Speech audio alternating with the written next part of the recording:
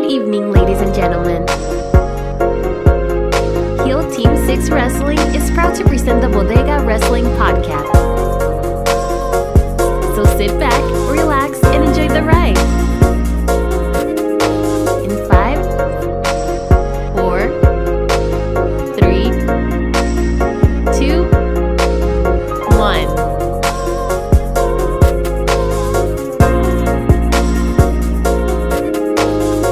Good afternoon, ladies and gentlemen, and welcome to another episode of the Bodega Wrestling Podcast. I am your captain for the evening, the quintessential Puerto Rican muffin, Jorge Luis Martinez Jr., and we're going to fly at 35,000 feet up in the air. But actually, I'm afraid of heights, so we're actually going to bring it down to 3 feet. So, I get motion sickness quickly. But as always, I have a couple of co-pilots with me tonight. This guy, we had to search deep into the jungles of Puerto Rico, and we finally found them hanging out with Alberto El Patron. So, introduce yourself, sir, please. Once again, I'm back in the Bodega Wrestling Podcast. My name is Robert. People know me on the internet as Robert Does Wrestling. It has been a while ever since I have done a show with you guys, so I'm happy to be back. We skipped a week last week, but once again, we are back with a vengeance this week. All right, so we got our friend Roberto Does Wrestling here with us, and also we have our good friend from the Hills Have Eyes in the Carolinas. We had to climb high into the mountains to find the next gentleman here, one of the co-pilots. He's the host of 127 different podcasts a week. Well, he's here with us tonight. Please, sir, introduce yourself. My name is Mike Larkin, one half of the Steve and Mike Show, and I'm happy to be back here on the Bodega Wrestling Podcast. How are you? We're doing good. Thank you for being here. And last but not least, we actually found this lady because we had the wrong address down in the swamps, and her mail was going to the swamp thing next to her. But she's finally here. And, she brings a little swag from New Orleans. Please introduce yourself, ma'am. Hi, guys. It's Courtney. I'm back in action after taking a whole week off. But let's have fun tonight. We got a lot of good stuff to get into tonight. All right, guys. So we have it here. The pilot, the co-pilots are here, and we're about to start.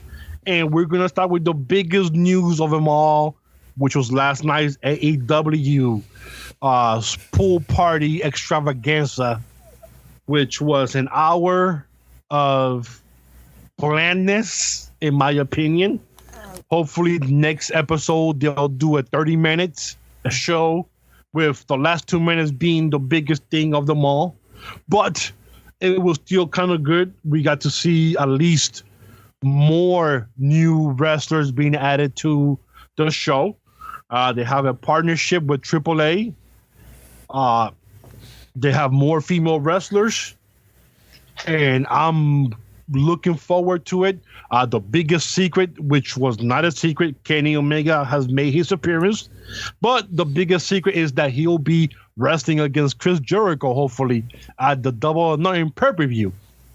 Mr. Roberto, what do you think of last night's AEW pool party by the pool? Yeah. I saw the whole thing. Obviously, they were looking to get those visuals very similar to WCW circa 2006. Obviously, that's why they did the pool party with the announcements. As far as for the card so far for Double or Nothing, it is good, but I'm still missing that hook, that thing that might get me to watch that show. I cannot obviously speak for no one else, but I'm missing like a piece.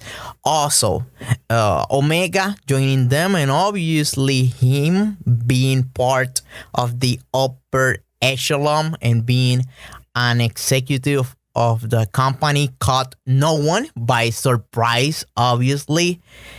And let's see what they can do now that he have He is at the driving seat. So my overall thoughts is I'm still not 100% all in, but I'm still obviously paying attention because it is the hottest topic in wrestling today. How about you, Mr. Larkin? I got to tell you, the Jericho Omega rematch from what we saw at New Japan with those two when Kenny was the U.S. champ, I got to say, I'm looking forward to seeing Jericho Omega. Everything else on that pool party was all right. I mean, we had some nice developments. We had the likes of Kylie Ray, joining the fray. We've seen Kylie Ray in Rise. She's done some work in Japan. We had Nyla Rose, who's also done work in Japan, and is the Korean Warriors of Wrestling Women's Champion out there on Staten Island, New York for that promotion. We got to see Young Bucks and Lucha Brothers. I mean, overall, I got to say, it was not bad. It was like Jorge, like you mentioned, it was blandness. But towards the end, I picked up with the Jericho Omega stuff. So overall, I was fine. And I'm interested. I'm very optimistic to see what comes forward for AEW. What about you, Miss Switch Babe down in New Orleans?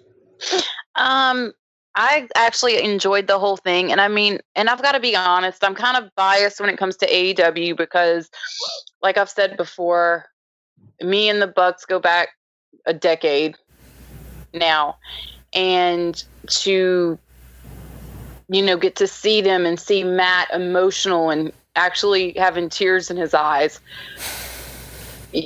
just it was amazing. And Kenny did not shock nor surprise me. I even retweeted, one of my friends said that everybody owes her a Venmo of $20 for every DM and every tweet that they send her saying that it was time for Kenny to go to the WWE. And I'm like, same, but I only do PayPal. Because like I was telling everybody, just chill out, relax. He's not going to the Fed. Just chill the frick body would. And now I'm like, I told you so, bitches.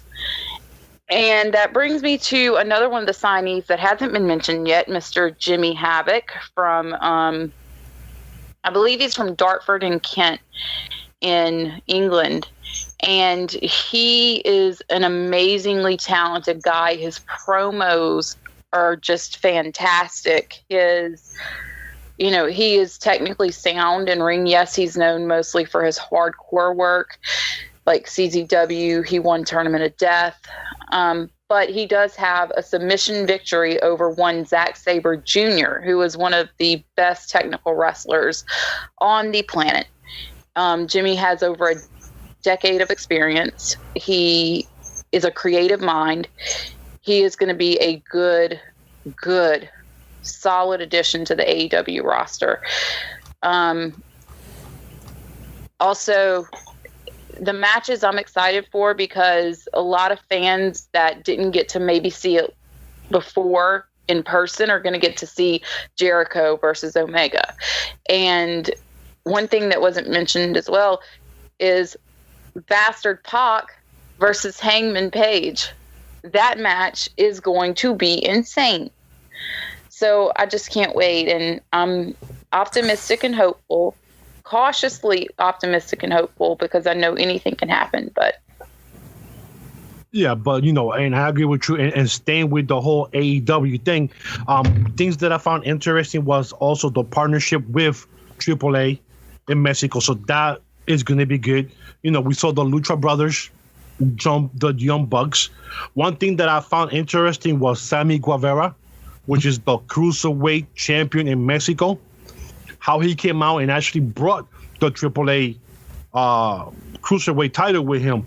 And another note, is funny that just last week, he and MLW parted ways because he was double booking himself in MLW dates, and they didn't want to deal with the same thing that happened with Rush, so they parted ways with him last week because he was double dipping. So I thought that was interesting there. And also, I know Mr. Larkin mentioned about Nyla Rose being the first transgender wrestler to be in the promotion. Now, I know Twitter had a little fun with this last night. Some people were mad, some people were upset.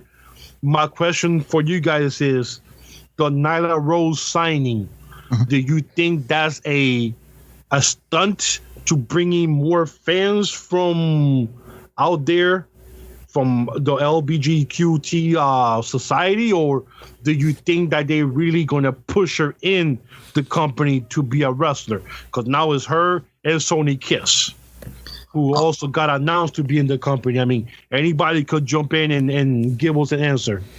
Oh, let me speak first on this one. All right. So Sonny Kiss, Exolicious, Lucha Underground, whatever you want to call him. I love him, by the way. Yes, tremendous talent, an amazing talent. With the LGBT community, New York, Jorge, we're both New Yorkers, so we know they do a lot of Matter of Pride events out on Long Island. So you see, he was actually a part of one. There's Jamie Senegal. There's so many great talents in the LGBTQ community. Excuse me. I think it's fine. I don't think it's a stunt. She's a talented individual. It makes history. It marks history. And I've seen her work, and no matter what she is, I think she's an amazing talent, amazing human being. So I think it's going to do well and just creates more history for the professional wrestling scene overall. And I'll go ahead and jump in and just say this, that one thing that I noticed over the last, I don't know, it's been almost 24 hours since this thing aired, or we're almost 24 hours, is that 2 weeks ago, the recreational outrage audience on Twitter was griping and complaining, saying that AEW is nothing but white males. And then 2 weeks later, they give you diversity and they give you everything that a wrestling company should be to reflect today's society. And then you want to bitch about it? So I even tweeted today, I'm like, some of you are so obviously just looking for something to be pissed off or outraged about, and just to jump on it and jump on that outrage train, and it's freaking obvious. It's obvious. And it's just, I'm like, time to reset the days since bullshit on wrestling Twitter meter. It's like, I think honestly, sometimes fans do not know what they want themselves. And this is a situation where you can see that clear as day. The fans themselves don't even know what they want at this point. Mr. Roberto. Let me go last. So, I am not a fan of identity politics. So, let's say to that person, Ling is the name. I got the person Nyla in mind. Rose, yeah. Nyla Rose. So, it is not fair. Why? Because they're already judging him or her on her identity before she or he even had a match on AEW. That's fucked up if you think about it. So that is the main problem that I have. Yeah, that's the main problem that I have with identity politics. People just search for your identity, saying, "Hey, this person is transgender, therefore I'm in this camp." And no, that's fucked up. It doesn't matter in what camp you are. You should not be judging people, by their identity. Why? Because that is something you cannot change. You are burned that way. Therefore, it is good for you to upset that person and whatever, but please don't judge that person on that merit. That is not, a good measurement to judge a person and obviously a wrestling performer. Go ahead, Jorge. Well, and the funny thing was that when they announced Kaylee Ray and Nyla Rose, I'll be the first one. Honestly, I was like, who and who? Because I've never heard of Kylie Ray. I know she did or wrestles for Booker T wrestling down in Houston, Texas. But if you don't follow that little small indie or you don't see it, how are you supposed to know who Kylie Ray is? Same thing with Nyla Rose. I don't know who she is, but I've heard that she's been wrestling since 2013. Okay? Has she been somewhere that I will be able to see it on TV to know who they are? Now, another question for you guys, saying that if you've never seen them before, do you think these announcements are great for the company to bring in new fans? Because now people like myself on Twitter have to go out and search for them, and then we find out who they are. Do you think that helps the company and helps the wrestler gain some notoriety because now people are searching for them? I'll go first once more. Yes, because it helps get their name out there, and you get to see them, on this platform that is AEW, surrounded by who a lot of people know with Cody Rhodes, Young Bucks, Kenny Omega, and more. And you get to learn from them, which is also a great part about it too. Is besides wrestling with them, you get to learn from them and you get more knowledge. So I think it's good all around, and again, it's more for the fans. It gives more people to search for you and check out previous works and what's to come for that particular individual. Go ahead. Switch, babe. Okay. One example that I can use of this, and it's actually perfect for this, is look at a guy like Killer Cross. He debuts on Impact, and he unless you were paying attention to the West Coast indie scene, you really didn't know who he was. So with me, anyway, the type of fan that I am, I'm like, okay, I love this dude. I love his look. I love the vibe I'm getting. So let me go and try to find more. And it led me to go and look up stuff on YouTube, to go look up their social, if they have a website and whatever, if they have merch. If I really like them, then I can buy their merch and support them. So, there is a possible way that this could have a backfeed effect, because now I'm following FSW, where Cross came from, because he came from there, and I start watching their matches. I see they have some good talent there. So now I'm interested. Now I'm following it. I'm sorry. So it can have a backfeed effect. Sorry to cut you off. What company was that? FSW, Future Stars of Wrestling. It's out in Vegas. Okay. But I'm just saying that that's how, in my instance, how it led to a backfeed effect. It led from me going from the bigger company Impact to the smaller indie FSW and becoming a fan of that. So I think that this is going to be a great thing for the scene. And this is kind of a side and an angle and a facet of this that not a lot of people are looking at, that, hey, somebody can see Kylie Ray and be like, ooh, I really like her. She looks nice. Like, let me go look her up. And then they start looking up her matches. Then they look up ROW. Then Booker T starts getting bigger crowds. And this is just, it's like a Mandela effect type situation or something. I don't know. It's just, in my case anyway, Yeah, I mean, that's how I am. What about you there, Mr. Roberto? Yeah, it should be a 360 win for everybody who is involved and all the other promotion. I don't think there could be actually a backlash. It all depends, obviously, the way that you present all those new talent, and obviously the talent that are transgender and stuff along those lines. So it all depends how you present that. That's my overall thoughts on all of that. Next topic, Jorge. Yeah, so and I want to stick to the AEW because this is important. I think it's important. This whole transgender issue, because when she was announced, Nyla Rose, it's like Twitter all of a sudden went berserk, and there was a couple of posts where people made, and there was one person in particular. She had made a post, and she had never said anything disrespectful.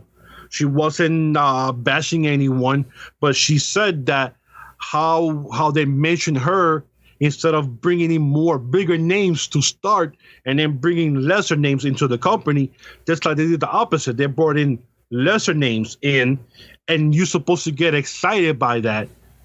And how people are going to get upset if she doesn't know who they are, she's going to have to look for them, and vice versa. But it's, for some reason, Twitter just went upside down with, oh, you being homophobic, you saying this, you saying that. The person never said not one homophobic thing. She just voiced her opinion.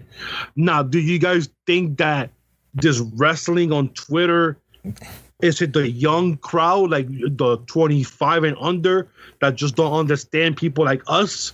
who are older how we see wrestling, or this is just something that us got to get used to it? Like when you voice your opinion, you actually already getting attacked for your opinion, and you don't feel comfortable saying anything because you're gonna get attacked. I mean, what do you guys think about that whole thing? Let me go first. Twitter could be a good place to make new friends, but there's also a lot of toxic people out there that they will find anything to be outraged. So I don't pay that much mind to that type of drama. I don't want toxic people, in my life, in real life. Why would I want them on, social media? And I get it. So, there's, let's say, let me put a different idea, talking about the tweet that we are talking about now, Jorge.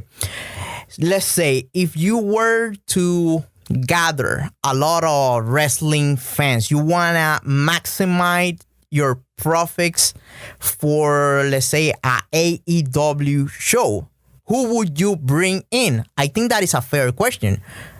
The answer, it is easy to do. You bring in Batista, who is connected to Hollywood. If you want to have, obviously, that promotion and that cross promotion of all the gossip pages about, Hollywood and all that shenanigan. You could bring in Goldberg, who doesn't have a contract, and have it like Goldberg versus Batista for the first time ever, whatever, and you prove that as the semi-main event, and you know that you will have a big house. And I think that is a legitimate, observation about AEW, and I don't think no one should be judged badly because they are not that much into the whole indie style of promotion. As long as they are not insulting people, making people feel less or anything like that, no one should be worrying about, things like that. Go ahead, Larkin. You know what it is? Like, a lot of people have their opinions, and, everybody's entitled to their opinion. As far as the Twitter thing goes, it's great because, like, for overall connection, like you said, Robert, and, the promotion stuff, but, everybody's going to have it. I mean, we're older. Maybe some people don't understand it, but you educate them on it. You do it in a nice, polite way. And if not, then, they can just kick rocks. And unfortunately, there's a lot of people out there that like to put that toxicity and negativity out there. For example, you can pretty much kill somebody with kindness with that stuff, or you can go in the direction and say that they have small genitalia. But, you try not to go that route. Try to take the positive side of things. But everybody's going to be entitled to their opinion. And, it is what it is, good or bad. They're making noise and they're getting talked about. So I can see it from both sides. But, you got to try to take the good road about it. Miss Switch Babe. This whole situation is just very eye-opening to me, because one observation I made on social media is that the people who are the first to lose their shit in an argument online and show their ass, those are the people in real life I don't want anywhere around me if a crisis or a catastrophe happens, because they're going to lose their shit first and they're not going to know what to do. Those are the types of people who are toxic, low vibrational energy human beings who cannot formulate an intelligent thought if it hit them in the freaking face. So at this point, when it comes to, some of these, especially the younger ones, because I am 30 and I am friends with a lot of the 20-somethings and stuff. And what I've noticed with them is that they get sucked into the drama and the bullshit so easily. And I think it has a lot to do with youth and not having the maturity to see that, hey, this isn't really real. This is somebody that you're probably not going to meet ever.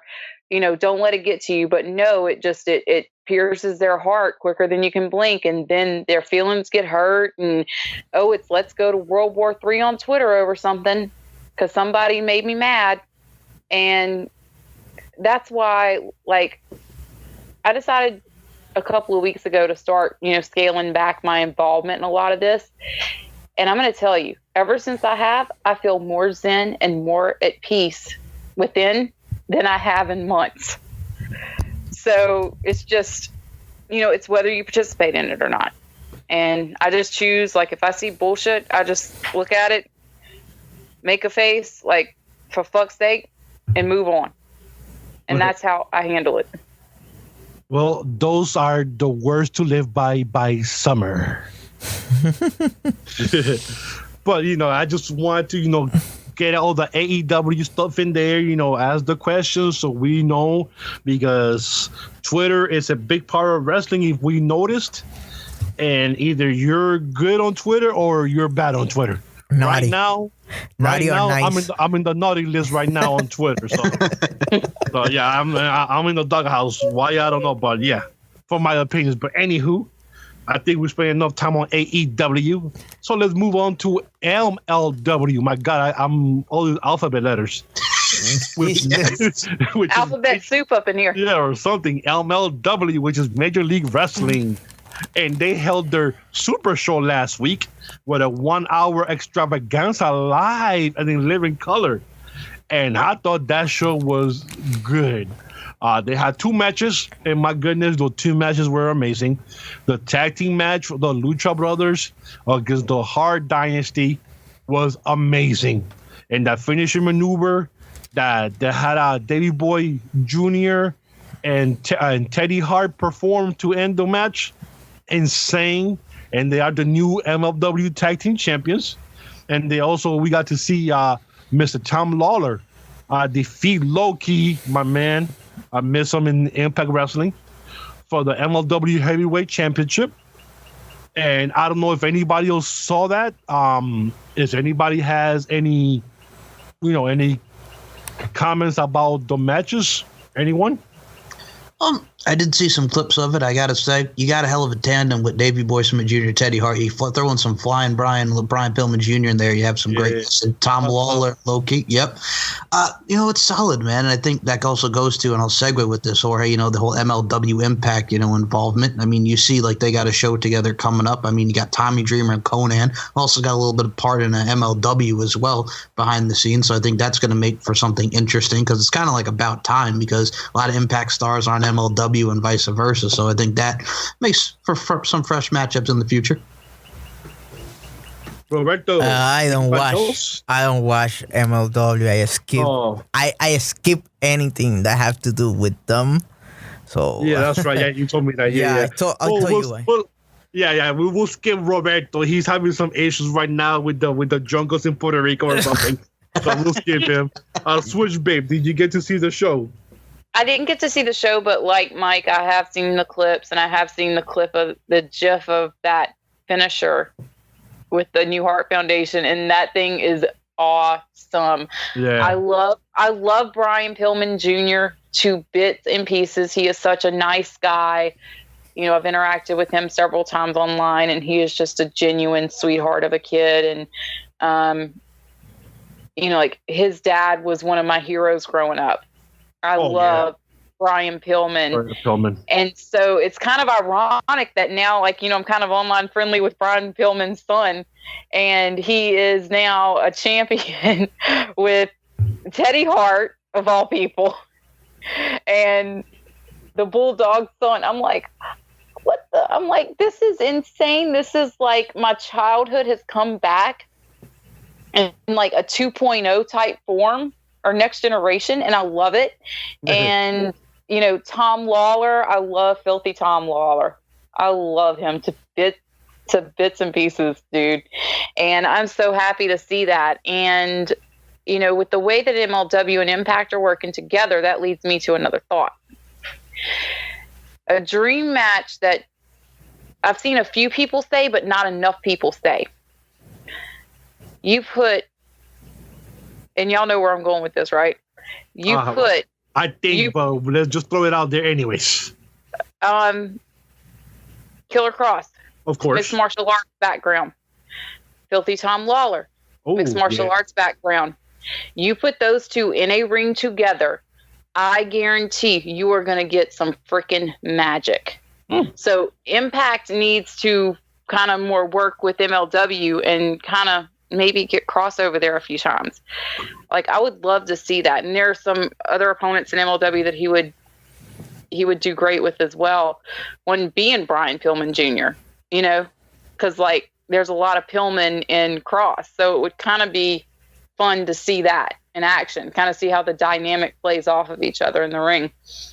Well, just to add up to your thing that you mentioned right now about the matches, we also know that on April coming up, they have the WrestleMania weekend stuff, and we know that MLW is having a show, and every other wrestling company is having a show, but Impact Wrestling and MLW have decided to tag together and do like an inter-promotion with wrestlers, because of the simple reason is that a lot of the wrestlers, like you mentioned, dream matches were being double booked, triple booked in the same day to be in different promotions wrestling from morning till night. So Impact Wrestling, MLW got together, decided, okay, since we're going to do this, MLW is going to have the first show at 7 from New York in that one little location that I forgot. Anybody know the name of that location? Are they doing the Melrose Ballroom again? Yes, thank you. The Melrose Ballroom. Impact was supposed to do their show there. So now MLW is going to do their show there at 7 till 10. Give the fans an hour to drive to New Jersey, because after 11 o'clock, New York has a law or a curfew of comeback sports. And since wrestling is a comeback sport, they have to move to New Jersey. So now you get to see Pentagon Jr., Phoenix, who were being triple booked that day for 3-4 different shows, are going to be able to wrestle in both of the shows, give enough fans enough time to drive to New Jersey, because it's going to take you an hour to drive to New Jersey to watch the Impact show. And like Switchblade was saying, now we might get to see those type of matches happen on that specific date on those 2 different shows, and both of those shows are going to be shown live on Twitch. So this might be the opportunity that Switchbabe is talking about. Switchbabe, now you can continue with what you were saying about those matches, knowing that might happen. I mean, now, like, I kind of know something's up, because like the Impact talent and the MLW talent are kind of going back and forth a little bit, and they're kind of, they're kind of mingling a little bit, and they're kind of, starting to lay the groundwork for potential challengers for this show. And so I'm kind of seeing it take shape. So just knowing that MLW and Impact work together, and we're good guys, and we're fan friendly, and provided some fan service, and to hear that, in New York, you can't be out past a certain time with combat sports. And so they're giving them time to head over across the Hudson to New Jersey and be able to enjoy both. And that's really good to hear. And the thing about the wrestlers being triple booked and all this other stuff too, I think the market for independent shows during WrestleMania weekend is heavily saturated at this point. If you go on Reddit, I think there's a page, and there's like this list, and it's like endless of all of these shows that you can go to. Yep. And I think that we need to kind of curtail that, and maybe have just the best of like 3 or 4 companies get together and put on one show, and because I get that you want to provide entertainment and you want to provide as much wrestling as you can in that metropolitan area, but you're oversaturating the market a little bit, and you're getting these guys to work way too much during less than a week. That's when the injuries are going to happen. Mm-hmm. That's when fatigue sets in, and mistakes and botches happen. So it's kind of like we need to stop overworking the talent, and we need to stop overrunning the market, because this is it's happening over and over again, and I see it over and over again in the wrestling industry, from this to New Japan and basically running the West Coast dry. Yeah, but Switch, babe, I'm gonna stop you there real sec on your thought there, because Robert and Larkin said the same thing you're saying, and what I'm gonna say now is WrestleMania weekend is WrestleMania. And then the WrestleMania weekend just came out with the smaller indie companies saying, you know something, we could make some money over this weekend if we run some of the indie wrestlers. And this is where they make their big money, is this weekend, the merchandise and stuff like that. And if you notice, like you mentioned right now, and you guys have mentioned, everybody's joining in to WrestleMania weekend. Now the bigger companies are joining in to WrestleMania weekend. Impact Wrestling just joined WrestleMania weekend last year, which they wouldn't even dare to touch that years ago because they were too big for that. Now you see MLW, you see Dragon Gate, you see even New Japan Wrestling, you see Stardom now coming to WrestleMania weekend because this is, like you said, is the big money weekend, but it's so flustered right now, so much traffic. All right, you mind if I just add quick two things right here? Yeah, go ahead. All right, cool. I wanted to go back to what Courtney was saying about Killer Cross and Brian Pillman Jr. because I like that idea because Killer Cross and Brian Pillman Jr. are homies. So I got to give you that. That's something I definitely would want to see. Number two, I also just wanted to add to that because you talk about Rahway, New Jersey, like, you know, the Jersey All Pro Wrestling shows that they used to do there. And just like you mentioned from Rahway and, you know, the Melrose Ballroom, it's going to be very exciting to see what happens that weekend because, you know, you got ROH and New Japan at the Garden. You got the shows at Impact and MLW. It's going to be a huge WrestleMania weekend. So I just wanted to add a little bit to that and just say, like you mentioned, it's going to be, it's going to be a hell of a weekend. So what I was trying to say, Switch Baby, is that what you were saying about being so saturated is that now you see more companies joining into the WrestleMania weekend, you know, because right now it's all about that money. People want to go there, and you are going there, aren't you? Me? Yeah, to WrestleMania weekend. Yeah, I'm going to the G1 Supercard show. I'm going to. And who you gonna see now? Who you gonna see? Come on, tell us. And I'm going to get to go to the Bullet Club block party.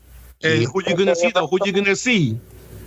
And finally, it's gonna happen after. Tell us already. Who you gonna see? Tell us. I'm gonna get to meet Switchblade himself, Jay White. She's gonna get to see him.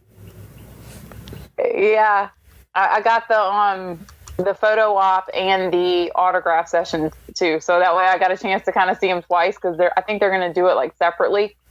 So I decided I was gonna live it up. And then I'm going to go to WrestleMania because they're going to have direct shuttle buses from the party, you know, to keep people safe, you know, because they are going to have alcohol there. But, of course, I'm not going to drink because I can't drink alcohol. But, you know, like I'm excited. Like I have a countdown clock going on my phone right now. And I could tell you till the time that thing opens, the very second how long I got. Jeez. So you got anything more to say about that or no? No. All right. Good. Just check. Yeah, just wanted to get you out. You know, get the whole Jay White thing out there and the whole Bullet Club and everything else out of the system. There's only one other thing I have to mention. Who do you guys think? Well, because I did mention it. Who do you think is the former world champion that's going to go, for that show? What? Go ahead. Magnus. Who else are you thinking? Come on, stop. Yeah. Of course. That's the biggest upgrade Impact Wrestling should do. Now that's for tonight's announcement. Yes. Yeah. Okay. Yeah. So what do you guys think about this? Like, I'm thinking, you know something? I agree with Robert. I think it could be Magnus because it could bring some NWA things into Impact Partnership. And I think for ECW, it's either RVD or Jerry Lynn. Okay. I'm hoping Jerry Lynn. Because if it's Bully Ray, I'm gonna turn the TV off. I dislike that guy. That guy has spoke too much garbage and trash of Impact Wrestling for years. For him to come back just for that, whatever that's happening. Well, they're building it as like a first time ever. My original guess since Tom Lawler won, I was going to say, watch, they bring back Low-Ki because technically, he's held championships there, but he's never been a world champion. But it's more first time ever. And Johnny Impact and Bully Ray haven't touched, so there's your first time ever right there. Ugh. I know, but I'm just saying. I'm just trying to think. And Magnus also makes sense in a way, Robert, because they haven't wrestled each other either, and NWA involvement. And I know you just want to see Magnus because it's Magnus. Yeah, that's one of my guys. Jorge. And also, as long as it's not El Patron, please, anybody but Del Rio. Yo, Jorge, I know you have, velas in your home asking God to bring El Patron back. No, I know you're having some voodoo stuff over there. God, tell the truth in the podcast. Come clean. You got the voodoo dolls. You're moving closer to Impact Wrestling. Come back, Alberto. Come back, Alberto. Anyways, let's think back to the program here, please. Also, we have coming up in April. We already know the NWA and ROH for the Crockett Cup is coming up. If people remember the Crockett Cup, but also now they've added New Japan Wrestling and CMLL Wrestling as promotions who are going to be sending multiple tag teams towards the tournament. So that should be interesting. A partnership there now with Ring of Honor, NWA, bringing in, El Consejo Mundial de Lucha Libre and New Japan Pro Wrestling. Now I'm hoping that LAX becomes part of the Crockett Cup, because if you're going to have tag teams, you have to have the best tag teams in the world, and LAX is top 3. And most likely Lucha Brothers will be there too. So what do you guys think about that the announcement, their partnership there? Good stuff. The Crockett promotion, they should be what I'm hoping, right? Is that if they plan to record that stuff and put it on a DVD or stream it, to please... Well, it'll most likely be on Fight. Yeah. To please open those how can you say, those pay, those checks. And those pockets. Yeah. And they could get a good, production, because the show that I saw from NWA 70 anniversary show, that show was not, a pro level standard. That could be. It was the first show in 70 years. Come on, man. It was the first show in 18 years since NWO folded. Give it a break, bro. That could be good for like some indie stuff and stuff like that, but that is not professional. I hope they at least do something better this time with the production. I hope you find yourself out of the jungles in Puerto Rico soon. All right. I will say this. I think it's good. And like you mentioned, LAX, and just to develop more teams in the Crock Cup. Personally, I like it. NWA, I saw the 70th anniversary show. I thought it was good. I know, Robert, with the production. I hear you on that as well. But let's talk about the real reason why Jorge liked that, because you got to see your girl Hollywood from Glow on the show, brother. Yeah, boy. Hollywood! Yeah. So Hollywood! So my thoughts, it's going to be good, and I truly wish it well, and I look forward to it. Go ahead, Courtney.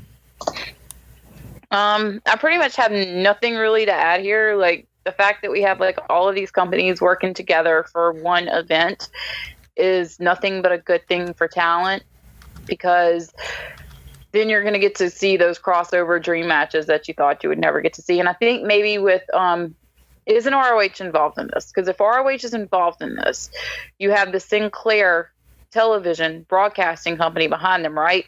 So maybe the production will be better if they air it. Maybe. You never know. But, most likely you'll be on Fight Network, stuff like that. But, I'm actually going to say something that I'm going to regret. But the next news I want to talk to you guys about is the upcoming releases and people wanting to leave their contracts And you guys already heard about Dean Ambrose from Connecticut and stuff like that, which you guys know I don't talk about WWE at all. Okay. But, I had to mention that. But we also have, Matt Sydal. His contract expired with Impact, so he's gone. We know that, what's the tag team with Falaba? Kevin Matthews. Oh, KM and Falaba, yeah. KM. He has 45 days left in his contract, which means the end of March 31st, he's going to be done. We also know what was the tag team partner of Trevor Lee? Oh, Caleb Conley. Conley. His contract also expires March 31st. Okay. So there's a lot of contracts that are coming up. Also, Diamante was released for her contract with Impact. We also forgot to mention that one there. So, right now, there's people who are leaving, people whose contracts are expiring, people who got get cut. Do you think any of these individuals that we just mentioned can end up in other companies like AEW or Ring of Honor? I could totally see Dean Ambrose jumping ship. I'm not like a fan of the guy or anything like that, but he's I guess popular within that hardcore fan base, and I could totally see him working with AEW. As far as all the guys that you mentioned, it kind of I'm let's use the word that is the favorite word of Larkin, flabbergasted. I'm feeling flabbergasted about Impact Wrestling not finding something bigger to do with KM. It is like you got a big dude who can talk on the mic, who knows how to act, right? Take advantage of that, and obviously they have him doing the tag team stuff with Falaba, but he's one of those guys that could go to the next level. He's one of the guys who will benefit highly from a mid-card belt, if you were to ask me. How about you, Larkin? You're a piece of work. And number two. Flabbergasted, he said. So spell it. Flabbergasted. Flabbergasted. Boom. So anyway, you got Dean Ambrose. Now, Sami Callihan is already pushing him to come to Impact. His former tag team partner in the Switchblade conspiracy that they were in CZW. I really don't know what they're doing with Dean Ambrose. Looking at that side of things, I'm think they're aiming for a match with Triple H at Mania, hoping possibly. I don't even know. We just lost the EC3 on Raw, so that'll be the little WWE talk for you there, Jorge. So then you have, what was the other one? Trevor Lee. Trevor Lee, with NXT, Caleb Conley. Oh, Caleb Conley, not Trevor Lee. Well, because his contract is also expiring too for Conley. Oh, so, Conley. Okay, sorry, Caleb Conley. Okay. Caleb Conley, I could maybe AEW. I could see they're looking to get new faces on 205, put them on 205. I would say the same thing about Matt Sydal.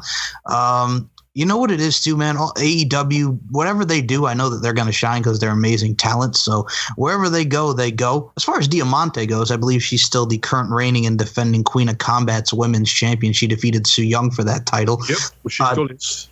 Yeah. So Diamante, man, I remember watching her tryout match on NXT against Asuka. So she would be great in NXT with the girls. She would be great Women of Honor. The matches she would have with the likes of like Kelly Klein, there's Stella Gray's there. There's so many up and comers in there. Sumi Sakai's. So anywhere they go, they're going to shine. That's really all I can say. Let's just see how it all pans out and how everything comes into fruition. Miss Switch Babe. Okay, with Dean Ambrose, this thing smells like a work to high freaking heaven. Why are they announcing months before when they could probably have a chance to maybe renegotiate with him or something to change for them to publicly say that Ambrose is leaving? Like, that whole thing just stinks to high heaven to me, and I ain't touching that crap with a 10-foot pole right now until after April and we know what's going on for sure. With KM, not a lot of people know this, but KM and Kenny Omega go back way, way back in the day. Like, we're talking like OVW back in the day. So if anybody has a connection to AEW, it would be KM. KM more likely than any of the names to AEW that you already listed. So, and if Ambrose did leave, he would have to go back to being Jon Moxley, because that is what really solidified him on the indies, and that's what everybody fell in love with, and that's what WWE stripped away. So he has to go back to that, and he has to, like, I would love to see him back with Sami Callihan and all that stuff. So, but now one more question, the last question of the night here. Since you mentioned Sami Callihan, what do you guys think about that little dust up between him and Austin Aries going back and forth on Twitter? About how Austin Aries said that a little mistake or 1 inch on the chair, he would have never had match of the year, blah blah blah blah blah, and then he called him by his real name, Dan, blah blah blah blah blah, and all that kind of stuff. I mean, do you think that's also work? Do you think that they actually are going at it for real on Twitter, or that's just, for the hell of it? You know what? I don't care. And number two, you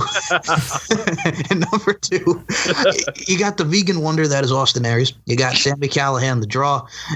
You know what it is too? Like, those guys, if they're working a match or whatever, but I kind of just like, the bloom has been off the rose ever since Austin Aries left the way he did for, he left Impact. So whatever. I mean, I've been watching that guy since 2005 when him and Roderick Strong and all of them were doing Generation Next back in Ring of Honor. Yes. And that whole nine. So, I mean, I've seen Austin Aries for the last going on 14 years now. Sami Callihan I knew of on the independent scene. And, I remember him as Solomon Crow, the hacker in NXT, and where he is now at Impact. And Lucha Underground as Jeremiah Crane. So, I mean, it'd be a fine match, but I'm just like, you do more with Callihan than Aries. So it is what it is. If it happens, it happens. If it doesn't, whatever. I think it's just them just having fun over Twitter. Anyone else? Me, honestly, I'm like Mike. I don't give a fuck. No. I honestly don't, because it's like, really, like, when was Aries really relevant? If you think about it, since the whole thing with Impact happened. So it's kind of like, who the fuck cares at this point? And, like, just, like, I get if it's for an angle, but I mean, come on. Like, there's enough toxic bullshit out there without y'all adding to it. Roberto, anything? Yeah, Aries is a good talent, believe it or not. But I don't know what the hell, what type of vegetables is he eating and stuff. It's the kale. It's all it's the kale. Man, I think he's he got like, what is the name of that? The fever of grandeurs. That I think that's the way you say it, right? When you think you're delusions of grandeur. That's it. Yeah, fever, delusion, same thing. It's Puerto Rican slang. Just put it all together. It means the same thing. Delusions of grandeur. Yeah. So he believed like he's like the hottest stuff in wrestling, and he's coming across like just asking for attention from Sami Callihan. That's it. By the way, one thing you're kind of skip is all the people leaving and stuff like that. You miss, I think, the biggest one, The Undertaker, not erasing all the WWE stuff and being available for bookings. Obviously not wrestling, but he being available for autographs, signs, and stuff like that without the WWE permission. Okay, since now you're the host of the show, I'm going to be on the panel. This is just like Ric Flair, just like anybody else who was out of WWE. It's all about the money. Yeah. He's not going to wrestle. We already got tired of watching The Undertaker walk the roads for the last 10 years when he can actually even walk anymore. It's all about money. He's still gonna sign that Legends contract. He's still gonna come back once a year to do something, but he's gonna get his money like everybody else is doing outside. Yeah. Pretty soon, you're gonna see him in a video with Quavo. It's Undertaker dripping or something. Music video. The Dead Man Rise for One Last Time music video.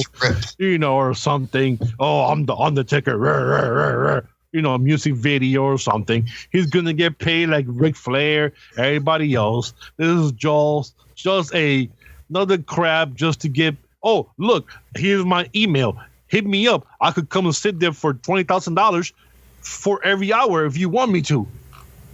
That's it. I got nothing else to say. You got nothing? What? How about you, Larkin? I'm gonna have some fun with this. Yeah. Because some people, will say like Jorge, which is true. He's just, doing appearances, doing what he's doing. They'll probably bring him back from like a one-off or something.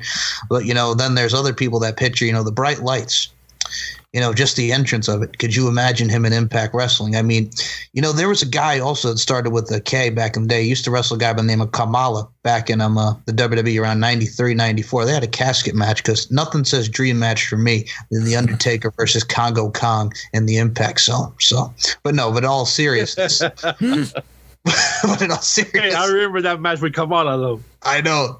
He was afraid of the casket. Yes. But in all seriousness, I think it's just him making appearances, doing his thing, So, whatever. Same with Ty Dillinger. It's that money. Yes. Well, Ty Dillinger was another one that took off the WWE stuff. And I mean, there's another guy. If you want to talk about a guy going to AEW, I'll throw this one in because Ty Dillinger, the former Sean Spears, Gavin Spears, is very good friends and former tag team partners with Cody Rhodes, baby. So there's someone if you wanted to put in AEW. What was the name? Ty Dillinger. The perfect time. What was the other guy's name? The other name you mentioned?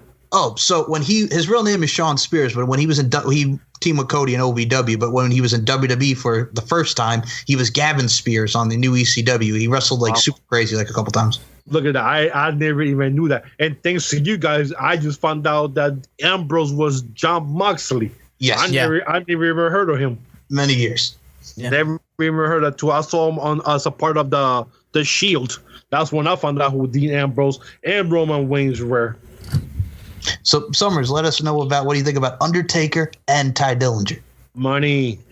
Okay, Undertaker, number one. Undertaker, I feel like in his older age, and now that he is moving away from a more active role in the wrestling business and in the ring, is trying to get closer to his fans and trying to reach out to his fans. Like he started up an Instagram, he started up social media, which we never thought we would freaking see. We thought hell would freeze over first. So I think that he is just setting up to be able to maybe make Comic Cons, make Yes. Autograph signings and appearances and stuff like that, and get to connect with the fans that he hasn't got the chance to do because he just, WWE keeps him on the road so much. And with him, especially in his character, he never really had the opportunity to do that many, you don't hear that many Undertaker meet and greets really. They're very rare occasions.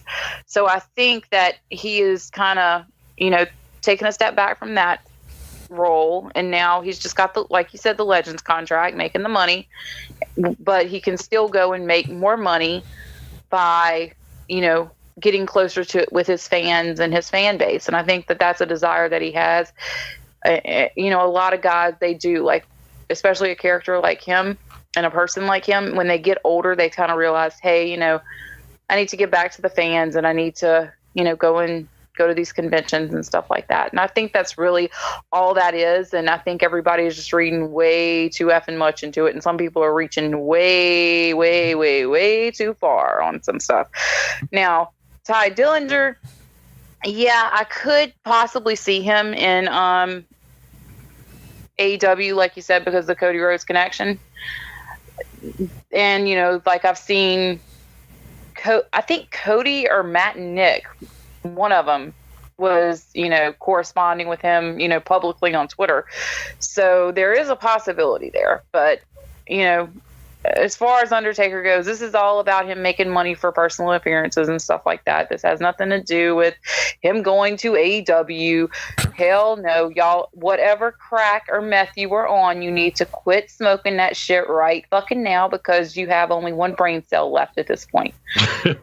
So,